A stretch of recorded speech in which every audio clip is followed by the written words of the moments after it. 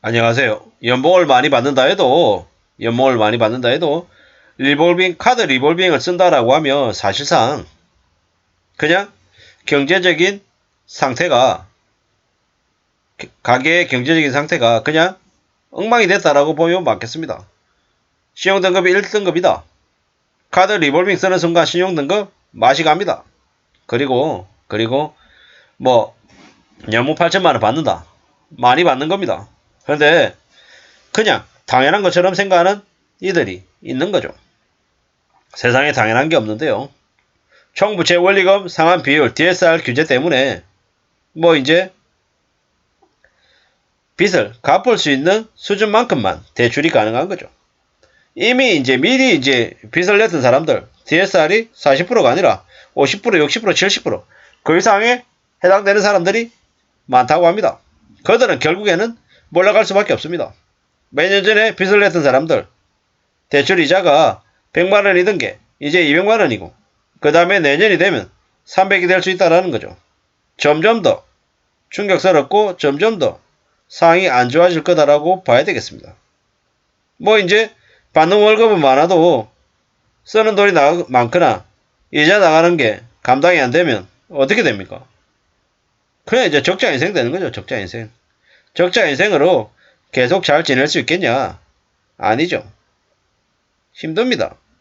상상을 초월하는 대충격을 감당해야 된다는 거죠. 리볼빙 금액이 점점 늘고 있답니다. 이제 2017년하고 비교했을 때 거의 한 7, 80%는 수준이죠. 이거 뭡니까? 리볼빙이라고 하는 건 말 그대로 갚아야 될 카드 금액을 미루는 거죠, 뒤로. 저렇게 미루고 또 미루면 나중에 어떻게 됩니까? 돌려막기죠, 돌려막기. 어느 시점이 되면 터지는 겁니다. 터지는 거라고. 무서운 얘기죠. 집도 있고, 대출도 있고, 소득도 적지 않은데, 카드 리볼빙 쓴다라고 하는 건 거의 궁지에 몰린 상태다. 라고 보면 맞겠다라는 겁니다.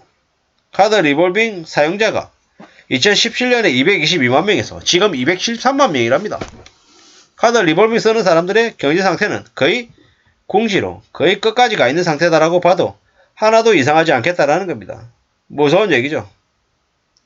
가계부채 증가를 줄이기 위해서 DSR 규제를 실행했는데 되려 궁지에 몰린 이들이 카드 리볼빙으로까지 가게 됐다라는 겁니다. 카드 리볼빙을 그렇다고 안 할 수 있까? 카드 리볼빙이랍니다. DSR을 그러면 실행을 안 할 수 있습니까? 그러지 못하는 거죠. 한국 마음대로 이렇게 저렇게 결정 못한다라는 겁니다. 이게 현실입니다. 앞으로 얼마나 많은 일들이 벌어질까요? 꽤나 충격적인 일들이 곳곳에서 터져 나올 것 같습니다. 겁나죠. 무섭습니다. 저런 얘기들이 계속 나온다라는 게. 남 얘기가 아닌 거죠. 여기저기에서 그냥 우리 주변에서 벌어질 일이기 때문입니다. 아무도 선뜻 도와주지 않고 도와줄 수도 없다라는 겁니다. 함부로 믿으면 안 됩니다. 빚이 별 것 없다. 남들도 다 그렇게 산다. 남들도 다 빚내고 살고 빚이 능력이다. 이런 개소리에 넘어가면 안 됩니다. 빚은 짐이고 부메랑이고 우리를 짓누르는 무거운 적입니다. 무서운 적입니다. 무서운 적. 함부로 쉽게 생각해서는 안 된다라는 겁니다. 금융권의 가계시용 대출이 얼마나 줄었나 이런 얘기들도 있는데요. 왜겠습니까? 조금이라도 빚을 갚을 수 있는 여력이 있는 사람들은 빚을 악착같이 줄인다라는 겁니다. 왜? 그렇게 해야지만이 살아낼 수 있기 때문입니다. 취약차주, 빚쟁이들의 부실화를 예방하기 위해서라도 선별적인 금융 지원하고 규제 보완책이 필요하다고 얘기하는데 이 되게 막연한 얘기잖아요. 왜 막연한 얘기를 하겠습니까? 실제로는 정말 뭡니까? 환부를 도려내는 대대적인 수술이 필요한 거죠. 건전하지 못한 빚을 가지고 있는 사람들이 몰락하는 건 어쩌면 필연적일 수도 있다라는 겁니다. 아무도 도와주지 않는다. 산다는 게 무서운 거다. 냉정한 거다. 라는 걸 명심 또 명심해야 될 것 같습니다. 안 그러면 그냥 인생이 어떤 식으로 어떻게 쓸려갈지 아무도 모른다는 겁니다. 카드 리볼빙 굴레에 갇혀있다라고 얘기하는 건 사실상 경제적으로 다시 회생할 수 있는 상태가 못 된다라고 보는 게 맞을 것 같습니다. 아무도 도와주지 않습니다. 삶을 그냥 저 상태로 계속 바닥을 향해 내려가고 또 내려갈 것 같습니다. 우리가 어떤 삶을 어떻게 살아갈지를 궁리하는 건 다름 아닌 각자 개개인에게 담겨있다라고 봐야 될 것 같습니다. 빚지지 않는다라는 거. 함부로 남의 돈을 쓰지 않는다라는 거. 그게 가장 기본이 되어야 된다라는 겁니다. 내가 비록 모으는 돈이 갖는 돈이 적다 할지라도 그런 것에 서운해하거나 낙심하지 말고 분명히 상황을 극복할 수 있다. 괜찮아질 수 있다. 라는 각오로 지내야 되겠습니다. 물론 쉬운 거 없습니다. 많이 힘들고 많이 어렵습니다. 역대급 경제위기가 지금 오고 있기 때문에 어떤 식으로든 현금을 손에 쥐고 있어야 됩니다.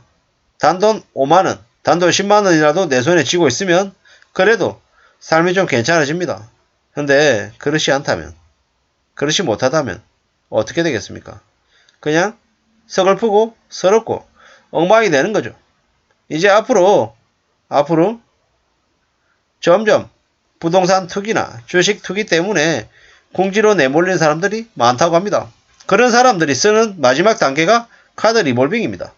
카드 리볼빙까지 갔다. 연 17%, 저 검색이 20% 넘어가는 거죠. 저 지경까지 갔다라고 하면 더 이상 기댈 데가 없는 거죠. 몰라가는 거다라고 보면 맞겠습니다. 참 무서운 얘기죠. 이러한 일들이 아무렇지도 않게 언론 뉴스로 나올 때쯤 되면 많이 망가져 있는 거다라고 생각하면 맞을 것 같습니다.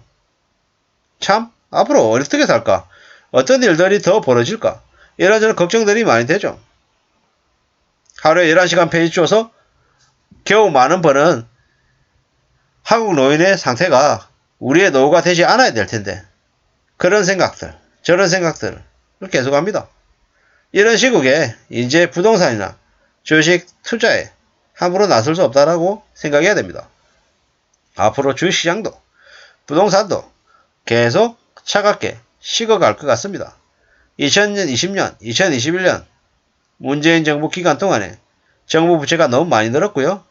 연끌하고 비토하는 분위기가 너무 확산되면서 나라 꼴이 엉망이 돼버렸습니다. 그랬던 대가를 이제 서서히 치르는 것 같습니다.